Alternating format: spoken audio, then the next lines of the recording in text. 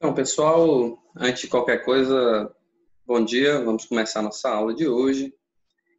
Nas últimas aulas, nós fizemos então aí, revimos, aprendemos toda a questão do dimensionamento de canais, canais abertos, vimos também os canais circulares e na aula de hoje nós vamos sintetizar o conteúdo, finalizar essa parte do conteúdo de canais para, a partir da próxima aula, nós entrarmos no conteúdo de condutos forçados.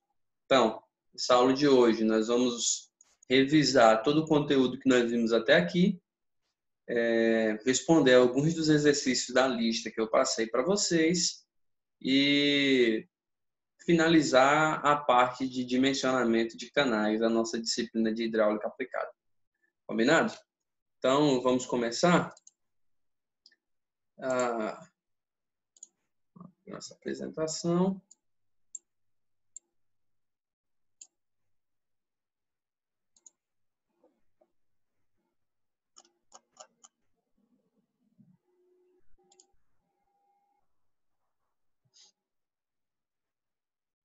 Então, como nós vimos,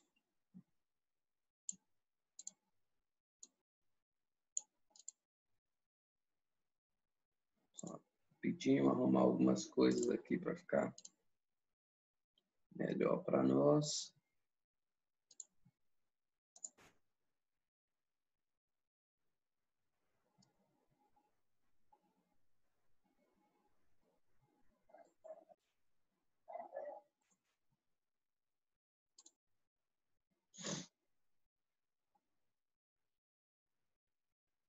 Então, beleza, vamos começar. Então, vamos rever nosso conteúdo, vamos sintetizar tudo que nós vimos até aqui sobre canais, para a partir da próxima aula nós conseguimos passar aí, então, para o estudo, conceituação e dimensionamento de condutos que trabalham em regime forçado. Então, de início, nós vimos que nós podemos denominar os condutos livres ou canais como aqueles que são caracterizados por apresentar uma superfície livre. E nessa superfície livre, a pressão que reina é a pressão atmosférica. Isso é muito comum nos nossos cursos d'água, nos nossos rios, mas nós também temos sistemas artificiais que funcionam dessa maneira. Os condutos livres artificiais de irrigação, os condutos de drenagem, os aquedutos, todos eles funcionam dessa maneira. Então, nós podemos ver aqui nessa ilustração do Azevedo Neto, né, do Manual de Hidráulica, é um clássico já. Nós temos aqui na figura A um conduto retificado, um canal artificial, e nesse canal nós temos reinando uma pressão aqui, que é a pressão atmosférica, justamente porque esse canal é um canal aberto. Então, nessa parte, nessa superfície livre do meu canal, a pressão que atua, a pressão que reina, é justamente a pressão da atmosfera, o que caracteriza esse canal como um canal aberto. No caso B, nós temos uma situação um pouco diferente. Nós também vimos essa configuração de canais, muito comum nas nossas redes de esgotamento sanitário, de drenagem urbana. Nós temos um conduto de seção circular e nesse conduto nós temos uma área respeitada aqui, onde nós não temos altura de água. E nessa parte que nós vamos dizer que está vazia do nosso canal circular, à semelhança do primeiro exemplo, nós também temos um ambiente onde a pressão que reina é a pressão reinante, a pressão reinante aqui é a pressão atmosférica. Então, veja lá, embora esse canal ele seja fechado, seja o canal circular fechado, a pressão que reina aqui nessa região, onde nós não temos água, é a pressão atmosférica. Então, é uma outra configuração, mas que também se enquadra nessa categoria de canal aberto, de conduto livre, né? É um canal, embora seja fechado e tenha seção circular. Na figura C, nós temos uma outra configuração de um canal de seção circular, só que aqui na parte interna da minha geratriz superior, eu posso perceber que a minha água ela toma inteiramente o meu canal. Ele está operando aí no máximo da sua vazão. Só que ainda assim, a pressão que reina nessa regiãozinha aqui, ó, na minha geratriz inferior do meu tubo, aliás, na minha geratriz superior, na parte interna da minha geratriz superior, a pressão que reina é a pressão atmosférica. Então, todos esses 3 primeiros exemplos aqui se configuram em canais ou redes de condutos livres, que foi o que nós vimos até então na disciplina. E o que foge dessa classificação é justamente, então, a ilustração D aqui, né? Em que nós temos um canal circular em que a pressão que opera dentro dessa minha rede é superior, é maior do que a pressão atmosférica. Então, esse conduto aqui já não é um conduto livre, ele é um conduto forçado. E a pressão que reina aqui é uma pressão que é superior à pressão atmosférica. Pressão atmosférica é essa que nós vimos também nas últimas aulas, fazendo uma revisãozinha aí de conceitos que nós trouxemos da física, que se trata de que pode ser considerada como pressão relativa ou pode ser tratada como pressão absoluta. Nesse caso aqui, nós temos a nossa pressão atmosférica, né, de 1 atm, de 10,33 metros de coluna d'água, e a pressão que reina nessa rede é uma pressão que é maior que essa pressão atmosférica, ou seja, maior que 1 atm, maior que 10,33 metros de coluna d'água. Então, a pressão que reina aqui é uma pressão superior, classificando esse canal como um canal que funciona em escoamento forçado, em regime forçado.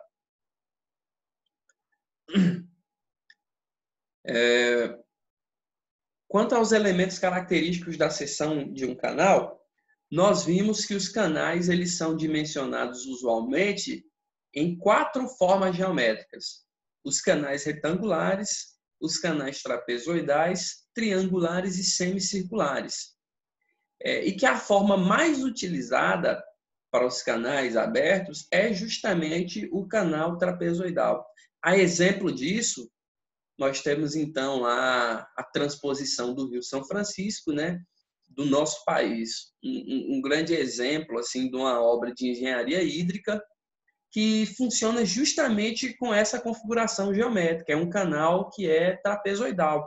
Então, os canais, não foi colocado aqui nós colocamos os semicirculares para canais abertos, mas o canal circular ele também é muito utilizado, só que para situações específicas, né? Rede de drenagem, rede de esgotamento sanitário. Nós colocamos que são usualmente utilizadas essas configurações, levando em consideração que nós estamos tratando de canais abertos. Canais abertos, as formas geométricas mais utilizadas são essas 4 formas aqui. Então, nós temos aqui no nosso canal alguns elementos geométricos que precisam ser caracterizados. Nós temos aqui o besão, que nós chamamos de superfície livre ou superfície de água, que é justamente essa região aqui em que o nosso canal, em que o nosso fluido tem contato com a atmosfera. Essa região aqui, que é a nossa superfície, a nossa linha de superfície, nós chamamos de besão. A parte de baixo, que é a nossa superfície de fundo, chamamos de bezinho. O H, que em algumas literaturas também é conhecido como Y, é nossa altura de água ou altura de fluxo de água, o H. E nós temos também os nossos taludes. O talude, que na nossa parte vertical nós fixamos com um valor de 1, e que na parte horizontal nós chamamos de M, e em algumas literaturas é chamado de Z. Esses são os elementos que compõem a seção de análise, a seção transversal dos canais usuais, dos canais abertos. E aqui são os elementos geométricos. Com relação ainda às características geométricas, nós temos alguns elementos que nós precisamos levar em consideração. Lembrando que as obras, os canais, eles são obras que podem ser consideradas como obras lineares, né? Porque são geralmente obras extensas. Mas nesse momento aqui, essas características que nós estamos tratando são as características da seção transversal.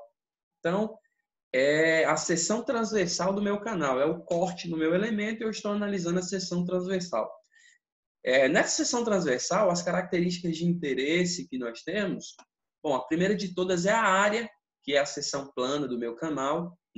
Ela é normal à direção geral da corrente líquida. O que significa? Então, eu tenho o meu elemento linear, nesse elemento linear, que é o meu canal, eu tenho a corrente líquida que segue uma determinada direção.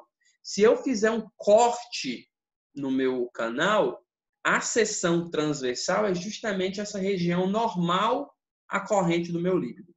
Normal, como nós sabemos, é uma configuração perpendicular, o que forma 90 graus. Então, nós temos a seção transversal, que é essa seção plana, que é normal à direção de fluxo. Nós temos as seções molhadas. A seção molhada é a parte da seção transversal que tem contato com o líquido. E essa é a parte de maior interesse que nós temos no dimensionamento dos nossos canais, que são as seções molhadas, os elementos molhados do nosso canal, porque são os elementos geométricos que nós levamos em consideração para fazer os principais cálculos do nosso canal. Então, com relação a esses elementos geométricos da seção molhada, o primeiro que nós temos é a profundidade, a altura de fluxo de água ou a altura de linha d'água, como nós falamos no slide anterior, que é o nosso Y ou o nosso H. Essa profundidade é justamente a altura do líquido, do fundo do meu canal até a minha largura de superfície, até a minha linha de superfície. Essa altura aqui é quem eu chamo de profundidade ou altura de fluxo. Então, é a medida geométrica que vem do fundo do meu canal até a minha superfície. O outro elemento geométrico é a área molhada. Veja, a área molhada é justamente a seção molhada, a parte da seção transversal que é ocupada pelo líquido. Aqui na minha ilustração, a minha área molhada é justamente a região que eu tenho em azul. Então, você pode ver que pega essa parte aqui da minha parede lateral do meu canal, essa outra parte aqui lateral do meu canal, o meu fundo e a minha largura de superfície. Esses elementos aqui formam quem eu chamo de área molhada. Da mesma forma, no meu canal semicircular, a minha largura de superfície, as paredes que têm contato com o líquido, é que formam a minha área molhada. Então, essa é a área molhada do meu canal.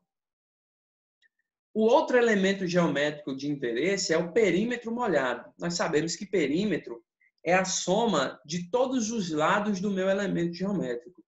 E aqui nós precisamos fazer uma ressalva, porque o nosso perímetro molhado é apenas a região do meu canal que tem contato, a região do meu canal em que eu tenho contato da água com o canal. Então, é o comprimento relativo do contato do líquido, do meu fluido, com o meu conduto. Aqui na minha ilustração, na minha figura, ele está representado em vermelho. Você pode ver que nós temos aqui essa parte lateral do meu canal, que nós temos contato do conduto com a água, a parte do fundo e essa outra parte lateral. A parte da superfície, ela não entra como perímetro molhado, justamente porque nessa região eu não tenho conduto. Essa é uma região aberta. Então, ela não entra no cálculo do meu perímetro. Da mesma forma aqui na minha seção semicircular. Então, apenas a região de vermelho eu considero não, né? É o meu perímetro molhado. São as regiões em que eu calculo como o meu perímetro molhado. Outros elementos, nós já conversamos sobre ele, é a largura de superfície, que é essa região aqui onde eu tenho o limite da minha linha d'água, né? A separação entre o meu fluido, entre a água e a atmosfera. E um outro elemento de interesse é esse que eu chamo de raio hidráulico. Vou abrir uma anotação aqui, porque eu não coloquei.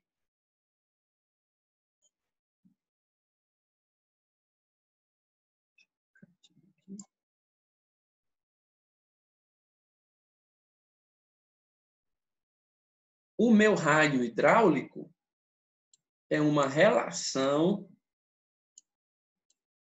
entre a minha área molhada, que nós já vimos quem é, e o meu perímetro molhado. Então, aqui eu tenho área molhada sobre perímetro molhado.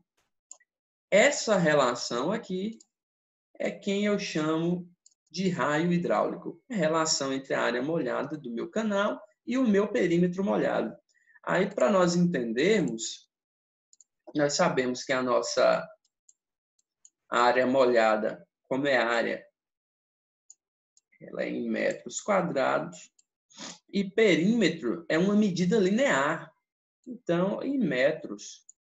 Ou seja, o nosso raio hidráulico, ele é também uma medida linear, que representa a relação entre a área molhada do meu canal e o perímetro molhado desse conduto. A relação entre essa área molhada e o perímetro molhado eu chamo de raio hidráulico. Profundidade hidráulica nós já vimos quem é. Outro elemento que nós temos, deixa eu apagar essas anotações aqui.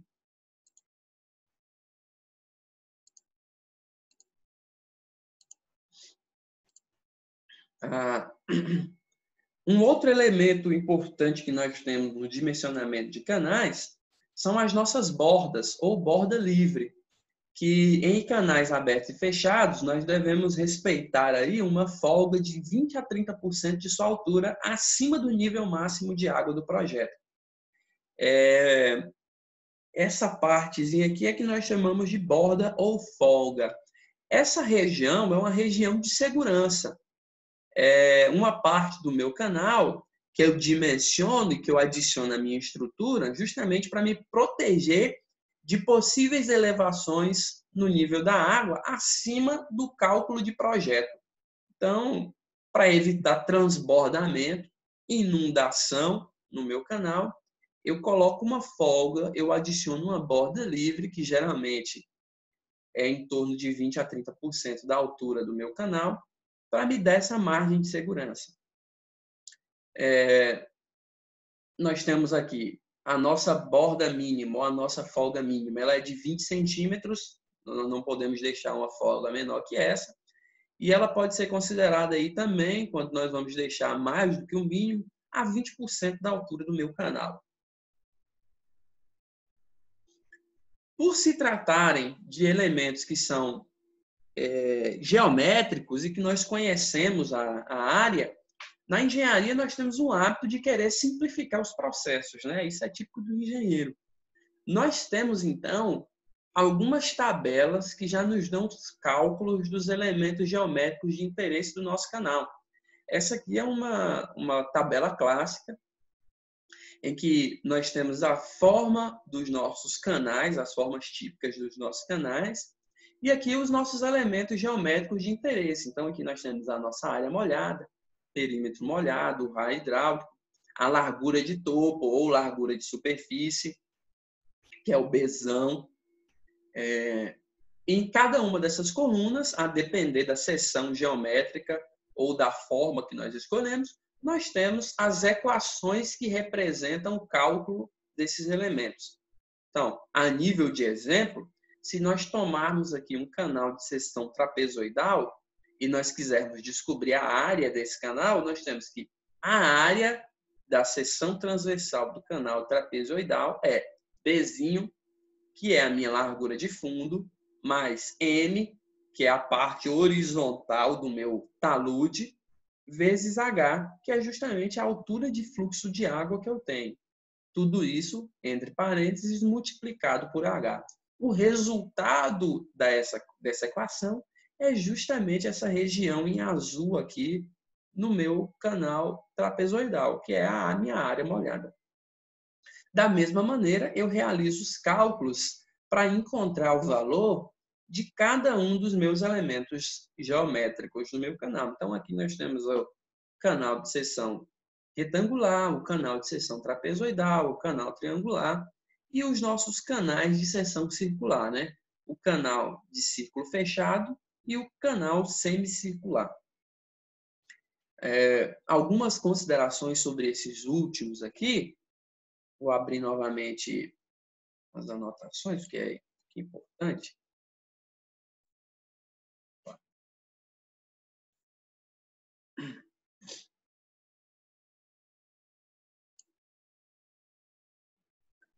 No meu canal de seção circular,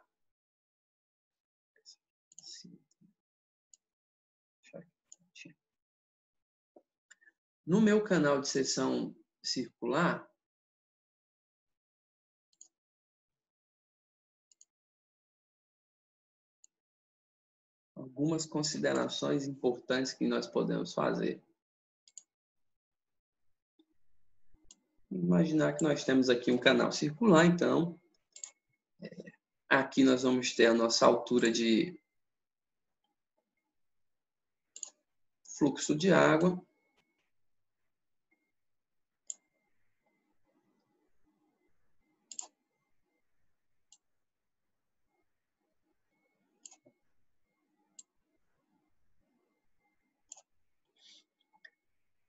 Essa região aqui em azul é justamente a região onde eu tenho água.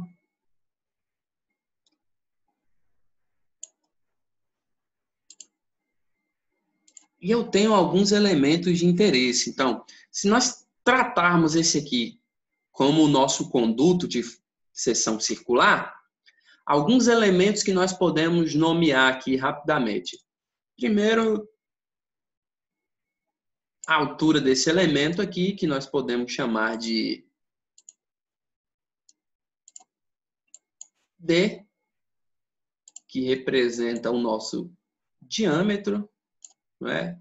Essa altura do meu elemento aqui é o diâmetro do meu canal de seção circular. Então, se todo ele é o diâmetro, eu tenho que do centro do meu canal até a minha geratriz, eu tenho o meu raio. Então, eu tenho aqui o meu D sobre 2. D sobre 2, a metade do diâmetro, é o raio. Além disso, eu tenho um outro elemento de interesse aqui, que é um ângulo.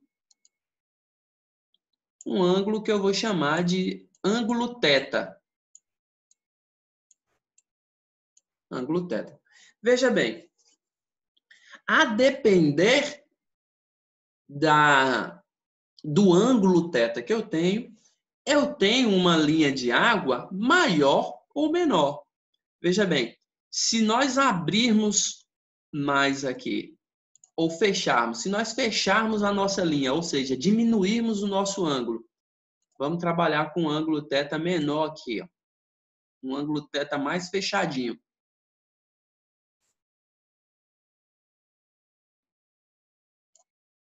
Esse é meu ângulo θ, mais fechado que o primeiro. Eu tenho uma linha d'água de altura menor do que essa primeira que nós desenhamos. Concorda comigo? Ou seja, existe uma relação entre o ângulo θ na minha seção e a minha altura de fluxo de água.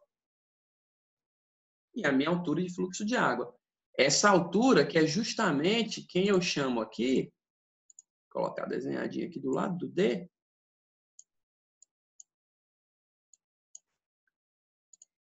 de Y. Então, veja bem, eu tenho o diâmetro do meu elemento de seção circular e eu tenho também o meu Y, que é a altura do meu fluxo de água. E essa altura do meu fluxo de água está diretamente relacionado, diretamente associado com um ângulo θ que eu tenho no meu elemento. Então, esse meu ângulo θ está aqui. Já vimos nas últimas aulas que se nós dividirmos esse triângulo aqui, esse triângulozinho aqui do canto, nós temos, então, nessa minha hipotenusa aqui, essa minha hipotenusa é justamente o meu D sobre 2.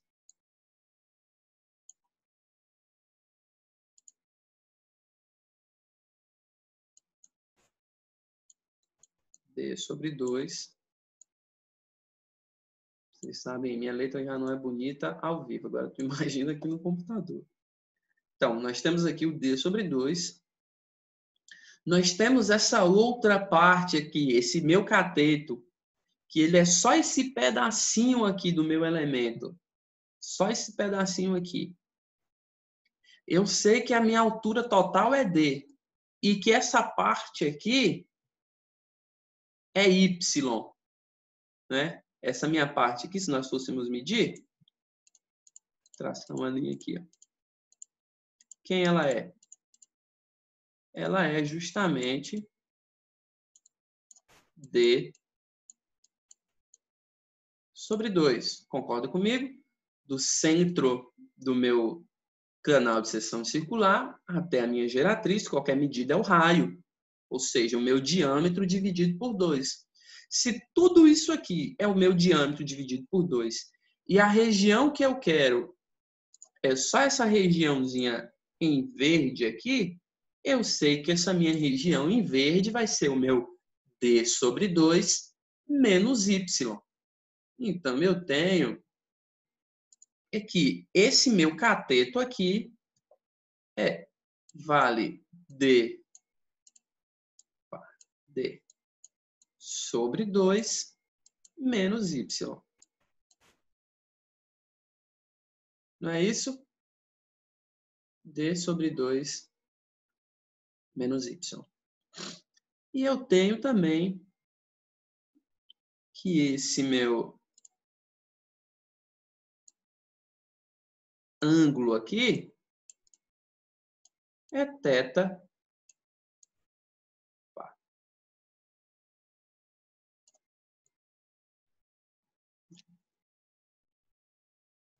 É o ângulo θ dividido por 2. Então, θ dividido por 2. Aqui eu tenho a minha configuração. Se eu fizer uma análise trigonométrica desse triângulo, eu consigo estabelecer uma relação, porque eu sei que se eu relacionar o cateto adjacente desse meu ângulo θ sobre 2 com a minha hipotenusa, eu sei que o cosseno de θ sobre 2 é igual ao meu cateto sobre a minha hipotenusa. O resultado dessa relação é justamente essa equação que nós temos aqui, olha. Em que o valor do ângulo θ ele é igual a 2 vezes o arco cosseno de 1 menos 2 vezes a altura de fluxo d'água dividido pelo meu diâmetro. O resultado dessa minha equação é justamente o valor desse meu ângulo θ. Lembrando que o valor de θ ele é calculado em radianos, θ em radianos. Então, resolvendo essa equação, eu encontro o valor do meu ângulo θ. θ é uma relação do meu cateto adjacente com a minha hipotenusa. Mas por que isso é interessante? Por que eu preciso saber disso? Vou deixar aqui para ficar melhor para nós de novo.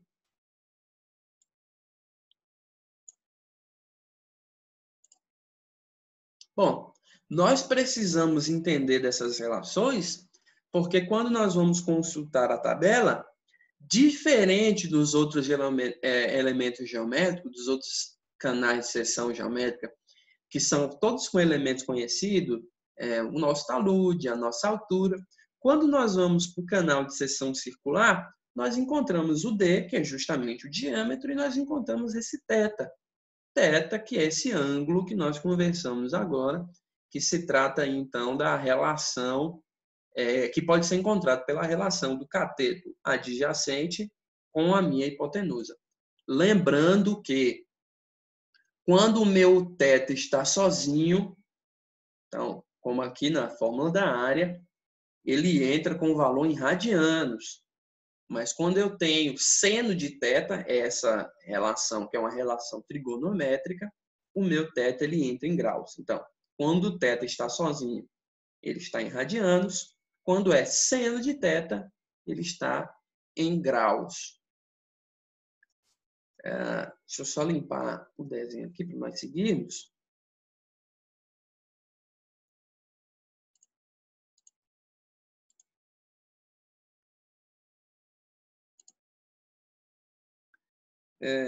Então, nós vimos isso nas últimas aulas.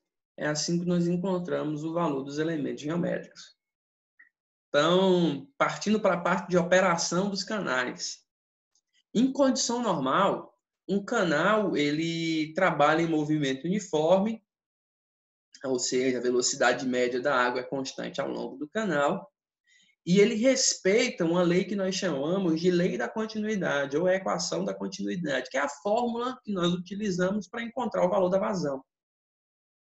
Então, nós sabemos que vazão é igual a velocidade vezes a área.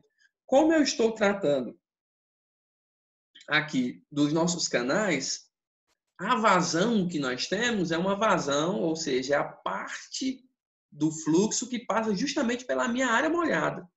Então, como eu estou trabalhando em canais abertos, né, nem sempre... Vou voltar aqui para explicar o que eu estou falando. Como no meu canal eu tenho essa região de folga, ou seja, a área do meu canal, a área total do meu canal, é toda essa região aqui. Tudo isso é a área do meu canal. Só que a região que me interessa é só a área molhada desse canal aberto. Porque eu quero descobrir justamente a vazão desse meu elemento, a operação nessa região. Então, a minha vazão vai ser a minha velocidade vezes a área molhada. Então, a minha velocidade em metros cúbicos por segundo, metros quadrados, e velocidade em metros por segundo. A combinação dessa equação com as equações que nós vimos para calcular a operação dos nossos canais, a mais utilizada dela, a equação de Mene, resulta nessa equação aqui, que nós conhecemos como equação de Mene, que determina que a vazão de operação ou a vazão do nosso canal ela é igual à área molhada vezes o raio hidráulico elevado a 2/3 vezes a inclinação elevada a meio, dividido por esse coeficiente aqui, que é justamente o coeficiente de rugosidade de Mene. Esse coeficiente que varia a depender das características das paredes dos nossos canais. Então, essa foi a revisão que nós fizemos do conteúdo, sintetizamos aí tudo que nós vimos nessas primeiras aulas sobre canais, seção geométricas, canais, dimensionamento de canais abertos. Todo esse foi o conteúdo que nós vimos nas nossas primeiras aulas. E para fechar essa primeira parte, nós vamos responder aí, acho que 2 ou 3 exercícios da lista que eu passei para vocês. Então, primeiro exercício é uma questão que caiu na prova do ENAD no ano de 2016, que nos pede o seguinte: o raio hidráulico é um parâmetro importante no dimensionamento de canais, tubos, dutos e outros componentes das obras hidráulicas. Ele é igual à razão entre a área da seção transversal molhada e o perímetro molhado. Qual é o valor do raio hidráulico do canal apresentado abaixo? Então, ele nos dá aqui um canal de seção trapezoidal e ele pede para que nós encontremos o valor do raio hidráulico. Então, beleza. Deixa eu abrir aqui nossas anotações.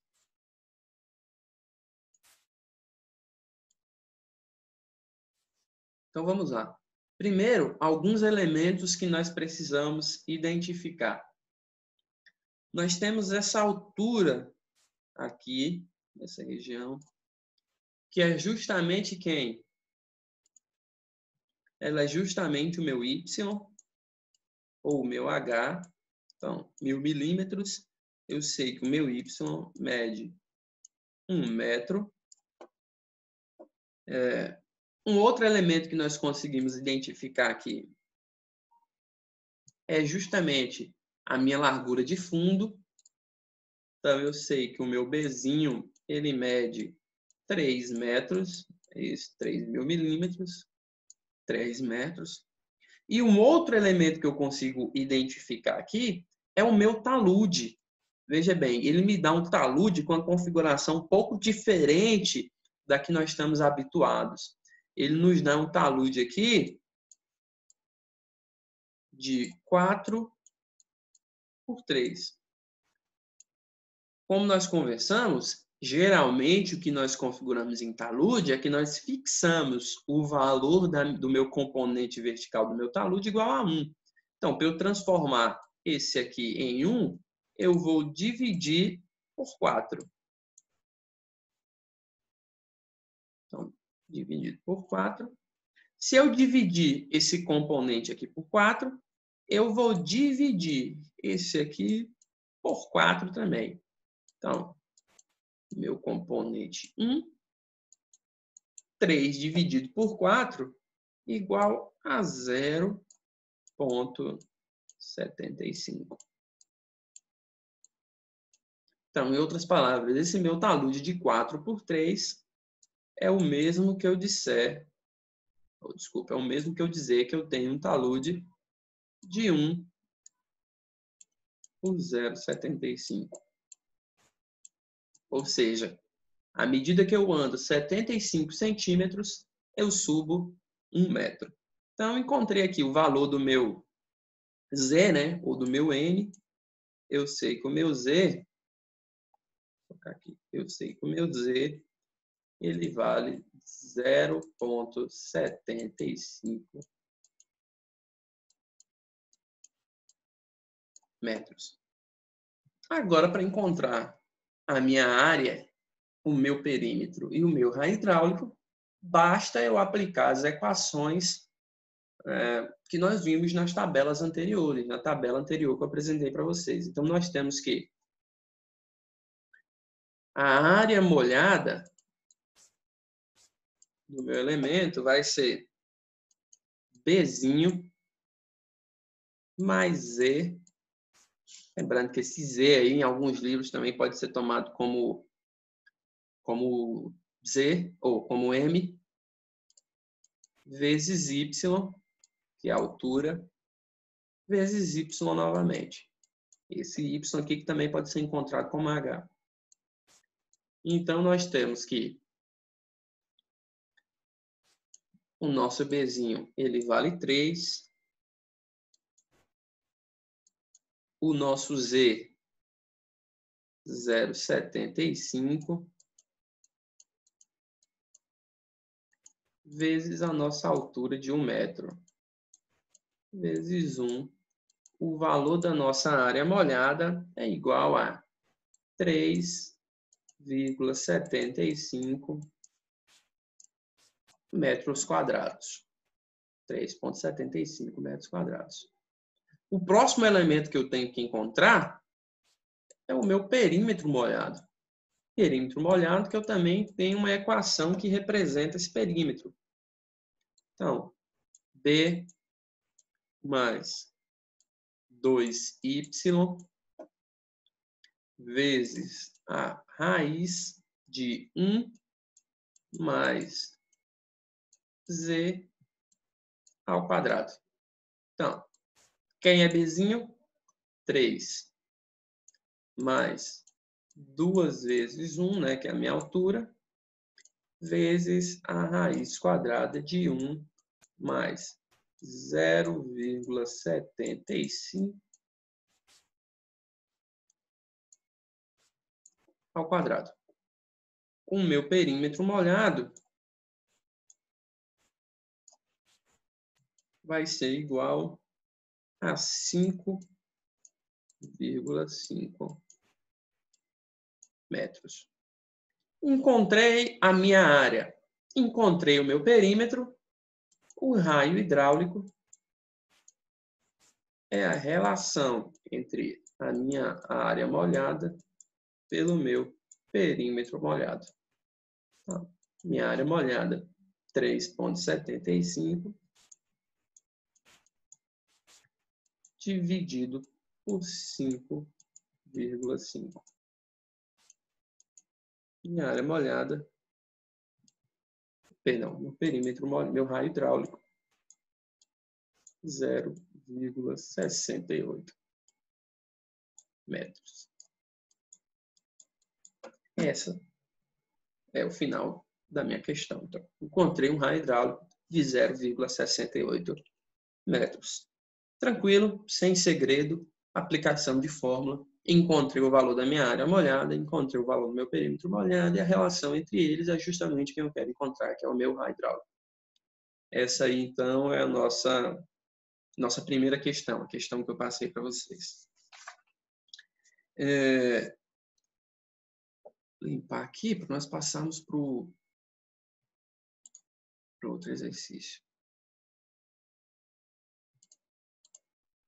Então, fazer com vocês a questão 4 da lista também. Porque a questão 2, assim como a questão 1 também, né, tem um linkzinho no YouTube lá, mostrando a resolução do YouTube. Então, vocês podem consultar lá. Fiz a questão 1 com vocês, mas a questão 2 vocês podem encontrar ela lá no YouTube. Tem um vídeo explicando, vocês acompanham passo a passo para entender qual é o procedimento de cálculo. A questão 4 não tem, né? Então, eu vou fazer a questão 4 com vocês. Questão 4 do exercício é o seguinte. Uma tubulação de concreto, coeficiente de Mene de 0,014, com 1.200 milímetros de diâmetro e declividade de fundo de 0,0025 metro por metro. Essa é a nossa declividade, a nossa inclinação. Está operando com lâmina de 800 milímetros. Qual é a velocidade e vazão da água nessa tubulação? Para essa vazão, seria possível substituir essa tubulação por outra com 1.000 milímetros de diâmetro operando no máximo? Ou seja, na condição de 95% de operação, y igual a 0,95D? Bom, para resolver essa equação aqui, nós temos então ela dividida em duas situações. Nós vamos realizar o cálculo agora da primeira situação. Então, vou colocar aqui, ó.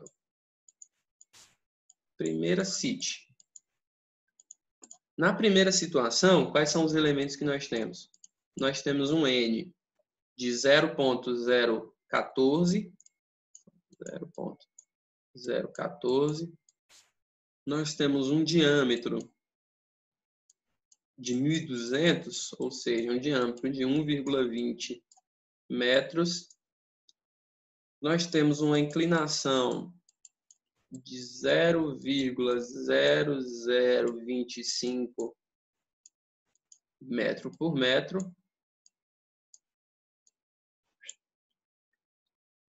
E temos um Y de 800 milímetros, ou seja, 0,8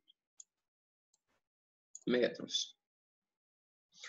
Nós podemos resolver esse tipo de cálculo de duas maneiras diferentes.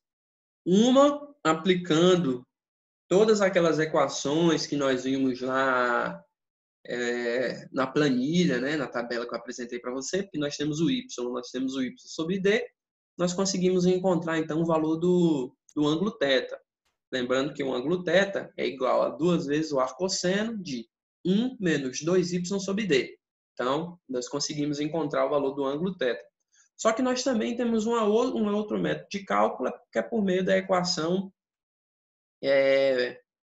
DKZ, né? Que é aquela que eu apresentei para vocês nas últimas aulas e que é a que eu particularmente prefiro utilizar. Para utilizar essa equação, primeiro nós precisamos encontrar qual é o K1 relacionado ao nosso Y sobre D. Então, nós temos que o nosso Y sobre D, nesse caso aqui, é de 0,8. Né? Por que eu sei que Y sobre D é 0,8? Porque meu Y mede 0,8 e o meu diâmetro, que é o meu deusinho, mede... Vou para 1,20, né? Desculpa, então é diferente aqui. Não é 0,8 não. É 0,8 sobre 1 sobre 2. E o meu y sobre d é igual a 0,67. Tudo bem. Fazer besteira aqui. Eu tenho um y sobre d de 0,67. Quando eu olho na minha tabela lá, que eu passei para vocês na última aula, por tabela, vou escrever aqui, ó. Tabela. Eu sei que para um y sobre d de 0,67, eu tenho um K1 de 0,591. 0,591. Então, eu tenho que D igual a Z sobre K1. Logo, eu sei que Z é igual a D vezes K1. Z vai ser igual ao meu diâmetro de 1,2, 1,2 vezes 0,591. 0,591. Z igual a 0,709. 0,709. Beleza, encontrei o valor de Z. Isso me interessa porque eu sei que quem é Z? Z, naquela minha equação, é igual a N vezes a vazão sobre inclinação elevado a 1 sobre 2. Tudo isso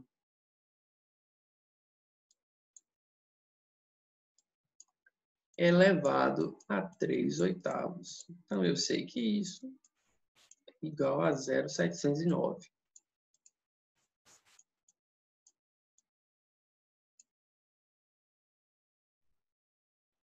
Quanto vale o meu N? 0,014. A minha vazão é quem eu quero descobrir. A minha inclinação, 0,0025 elevado a 1 sobre 2, mesma coisa que raiz quadrada disso aqui, né? Elevado a 3 sobre 8, que é igual a 0,790. 709. Não é isso? Então, eis a questão. Como é que eu... Vou apagar aqui porque está feio, né? Escrever de novo. Melhorou muito, muito. Não, mas melhorou um pouquinho. 3 sobre 8. Como é que eu tiro esse 3 sobre 8 aqui para eu conseguir trabalhar melhor com esses elementos? Então, se eu levar tudo isso a 8 sobre 3, tenho que 3 vezes 8, 24. 8 vezes 3, 24. 24 sobre 24, 1. Bacana, tirei essa minha parte aqui dessa potência. Mas se eu elevei aqui a 8 sobre 3, eu elevo aqui a 8 sobre 3 também. Então, eu tenho que, resolvendo essa operaçãozinha aqui de dentro, e resolvendo esse elemento aqui, vou escrever logo que é melhor.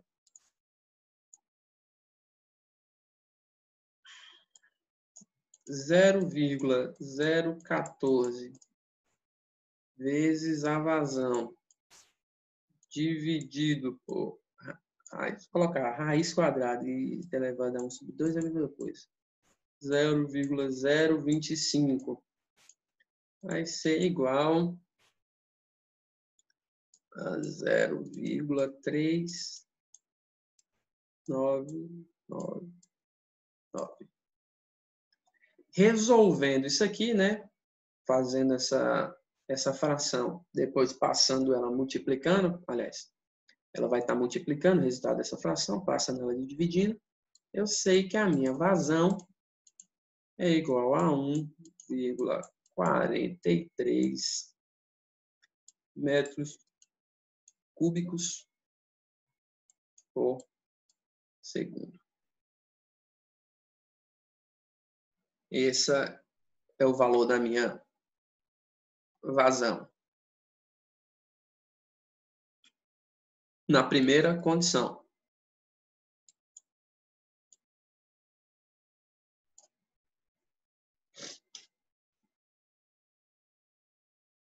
Beleza, tranquilo. Mas ele nos pede também para encontrar qual seria essa vazão se nós substituíssemos essa tubulação de 1,20 por uma tubulação de 1. Então, agora não operando a 67% da capacidade máxima, mas agora operando com 95% da capacidade máxima. E a pergunta seria possível operar com essa capacidade? Então, aqui, nós temos uma operação a 67% da capacidade máxima e ele tem uma vazão de 1,43. Então, nós sabemos que esta aqui é a vazão que nós temos de projeto. E ele quer saber que se nós substituirmos esse tubo de 0,8 por um tubo de 1, ele suporta essa vazão? Então, vamos ver se ele suporta. Vou colocar aqui, né, que é a nossa segunda situação. Na segunda situação, nós vamos ter um N igual, né, um N 0,014, mas agora nós vamos ter um D de 1,0 metros. O Y ele não muda.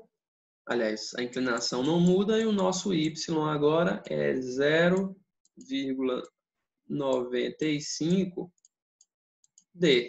Ou seja, uma relação de Y sobre D de 0,95, trabalhando a 95% da capacidade. Aqui ele colocou operando no máximo, né, com 0,95, mas nós vimos que, apesar de essa configuração ser de fato a configuração em que eu tenho a vazão máxima no meu conduto de seção circular, essa não é a configuração máxima que eu tenho por norma. Por norma, eu opero no máximo 70% da minha capacidade, 75% da minha capacidade. Só que aqui é nesse exemplo do exercício, não é? Então, eu tenho a minha relação sobre D por tabela. Vou olhar na minha tabelinha lá que vocês têm.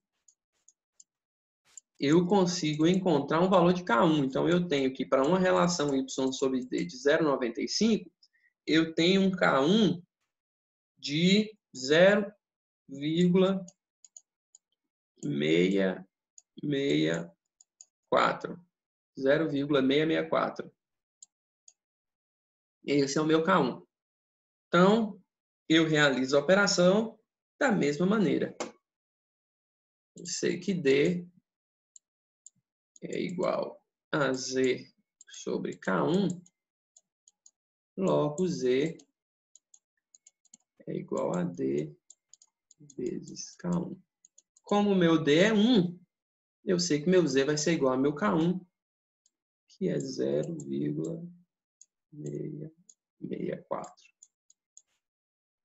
Encontrei o valor de Z, jogo na minha equação. Eu sei que Z é igual a N vezes Q elevado a I sobre 1 sobre 2. Tudo isso elevado a... Meu 3 aqui tá cortei. A 3/8 igual a 0,664. Elevando desse lado a 8 sobre 3 e elevando desse lado a 8 sobre 3, eu tenho que 0,014, que é o meu coeficiente de Mene, vezes a minha vazão, sobre 0,0025 elevado a 1 sobre 2 é igual a 0,300. Descobrimos aqui, né, que o meu 3 é que está terrível. 335. Realizando essa operação, eu encontro uma vazão de 1,2 metros cúbicos por segundo. Ou seja, colocar Q2, né? Colocar em vermelhinho a nossa resposta. Eu descobri que Q2 é menor que Q1. Q2 ela é menor que Q1. Ou seja, eu não posso realizar essa operação. Eu não posso substituir essa minha manilha de 1,20 operando a 0,67 por uma manilha de 1 operando a 0,95. Porque no primeiro caso, eu opero com a vazão de 1,43 e no segundo caso, uma vazão de 1,2. Ou seja, a minha segunda vazão ela é menor. Não posso operar. Beleza? Esse, então, aí foi o nosso exercício 2. Vocês têm mais alguns exercíciozinhos para resolver, mas, de forma geral, todos eles abordam essas questões que nós vimos em sala de aula. Esses exercícios têm que ser entregues na próxima aula, vocês sabem. Mas estou à disposição no WhatsApp, mandar uma mensagem, então a gente consegue tirar algumas dúvidas.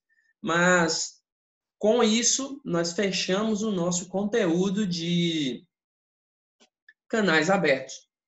Na próxima aula, para a turma da noite na quarta-feira e para a turma da manhã na sexta-feira, nós vamos abordar, então, um novo conteúdo, que é a questão dos condutos que trabalham em regime forçado.